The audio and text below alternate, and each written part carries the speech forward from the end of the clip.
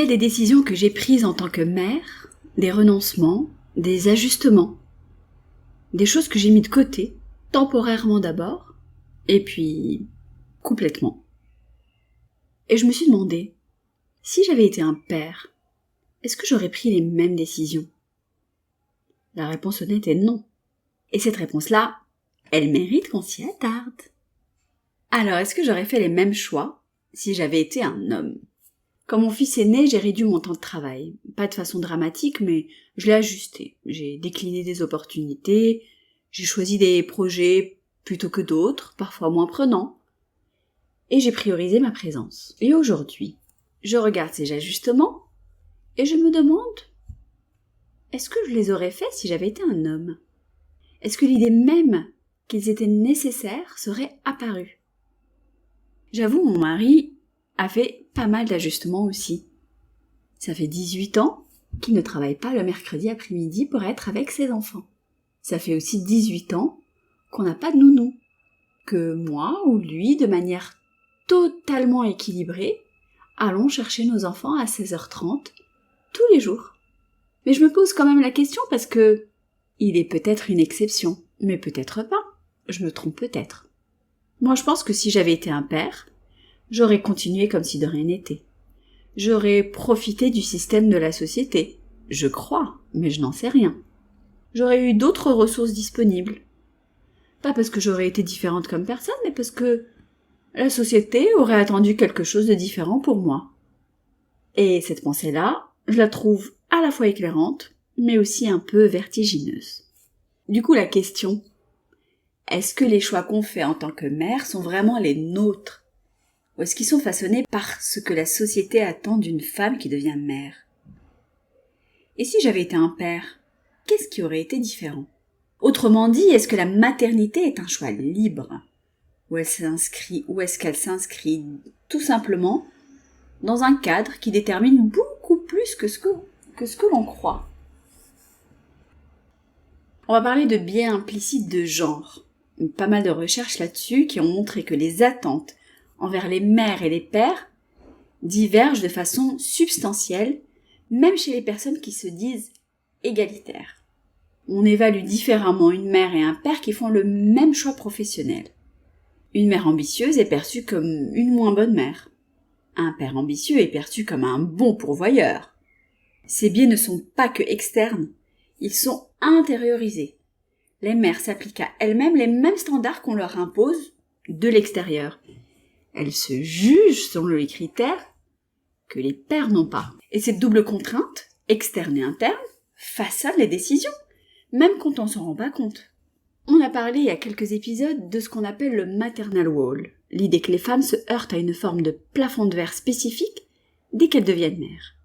Pas parce qu'elles sont moins compétentes, mais parce que les structures sociales et professionnelles sont toujours construites autour d'un modèle, d'un travailleur sans contrainte domestique, un modèle historiquement masculin. Ce mur n'est pas toujours visible. Il prend la forme d'une réunion placée à 18h, d'une opportunité qui implique des déplacements fréquents, d'une culture d'entreprise qui valorise la disponibilité totale. Des formes qui ne disent pas explicitement « c'est pas pour les mères », mais qui le sont dans les faits. Et face à ces structures, les pères et les mères ne font pas face aux mêmes calculs. Ce que je réalise en posant honnêtement cette question, c'est que certains de mes renoncements n'étaient pas vraiment des choix. Ils étaient plutôt des adaptations à un contexte qui ne m'offrait pas les mêmes options qu'à mon mari. Et d'autres renoncements étaient des choix, des vrais, des choses que j'ai voulu faire différemment parce que ça correspondait à ce que je voulais pour ma famille et pour moi. La difficulté, c'est de faire la différence, de savoir ce qui est contraint et ce qui est choisi, de ne pas appeler choix ce qui est en réalité une adaptation à une structure inégale. Bon, voilà ce qui me perturbe. En posant cette question, je veux pas dire que ma vie aurait été meilleure si j'avais été un homme. Ça, j'en sais rien. La vie d'un père a ses propres contraintes, ses propres injonctions, ses propres renoncements. Mais ce que je veux dire, c'est que les contraintes ne sont pas les mêmes. Et que prétendre qu'elles le sont, prétendre que les choix parentaux se font dans les mêmes conditions pour les pères et les mères, c'est une fiction, on va dire, confortable. Et cette fiction-là, si on la transmet à nos enfants sans la questionner, on perpétue quelque chose qu'on dit vouloir changer.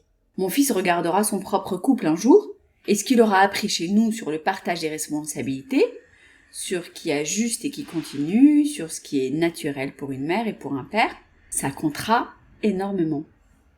Alors je sais que pas mal de femmes pensent que cette question est fausse, qu'elles ont choisi librement leur façon de vivre la maternité, qu'elles ont voulu être très présentes, ajuster leur vie professionnelle, prioriser leur famille, et que remettre ça en question au nom de l'égalité revient à valider ou plutôt à invalider leur choix. Et je suis d'accord avec elles. Ces choix sont réels, ils sont valides, il n'y a rien à en dire si ce sont vraiment des choix. La nuance que j'essaye de faire, c'est plutôt la différence entre un choix fait librement et un choix fait dans un contexte qui n'offre pas les mêmes options aux deux membres d'un couple. Ces deux choses peuvent coexister, et les distinguer n'invalide pas le choix. On va dire que ça va le situer. Moi, voilà où j'en suis. Je ne regrette pas les ajustements que j'ai faits. Certains, je les referai, parce qu'ils correspondent à ce que je voulais vivre. Ce que j'essaye de faire maintenant, c'est d'avoir cette conversation avec mon mari et des fois même avec moi-même, pour voir ensemble ce qu'on décide et ce qu'on va imposer parce que on ne peut pas faire autrement. J'essaie aussi d'avoir une version de cette conversation avec mon fils. Pas un cours magistral, mais des gestes, des façons d'être.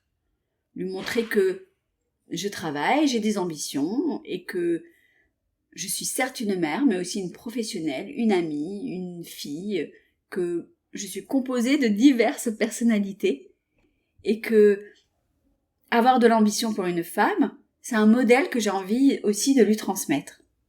Son père s'occupe aussi bien de la maison que moi, et c'est comme ça. C'est l'équilibre qu'il faut. J'ai envie qu'il se dise que c'est normal. Que c'est normal qu'un homme et une femme partagent équilibrement, on va dire, les responsabilités domestiques, qu'on ait ou non des enfants. Bon allez, je vous laisse avec ça. Est-ce qu'il y a un ajustement que vous avez fait en devenant mère, que vous n'êtes pas sûr d'avoir vraiment choisi?